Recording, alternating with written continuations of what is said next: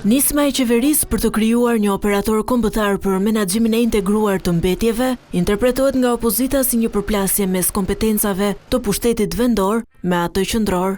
Ky projekt ligj përplaset në një ligj tjetër. Duke filluar nga kushtetuta, përplaset me kushtetutën, përplaset me ligjin e pushtetit vendor. Ekspertët që kanë bërë analizën kanë gjetur përplasje të rëndësishme thelbësore me ligjin e pushtetit vendor. Cënim thelbësor të drejtave, të funksioneve, të kompetencave që ka pushteti vendor. Është thelbësore të theksojë se autonomia e bashkive mbetet e plotë dhe pa cënuar. Bashkitë vazhdojnë të mbajnë përgjegjësitë për grumbullimin dhe menaxhimin vendor të mbetjeve brenda territorit të tyre.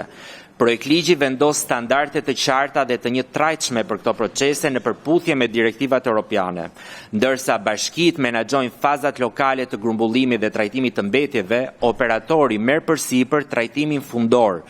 Diskutimet në Komisionin e Ligjeve u shoqëruan me përplasje mes palëve për shkak të pretendimeve të opozitës se përmes ndryshimeve ligjore, mazhoranca po përpiqet të zhdukë inceneratorët. Sot ne kemi 3 inceneratorë që nuk punojnë. Dhe ndërkohë na paraqitet një projekt ligj për integrimin e mbetjeve se nuk ka incenerator. Po nuk ka as në Tiranë, as në Fier dhe as në Elbasan. A keni garanci që duke sjellë të tilla projekt ligje nuk po bëheni një kokë turku e radhës? Procesi i azhjesimit të mbetjeve është një proces integral i impianteve të trajtimit të mbetjeve dhe ne këtë duhet ta kemi shumë parasysh në elementë teknik që nuk flasim për incenerator, por flasim për impiante të trajtimit të mbetjeve. Ju lutem më lini të mbaroj se ju dëgjova me shumë vëmendje.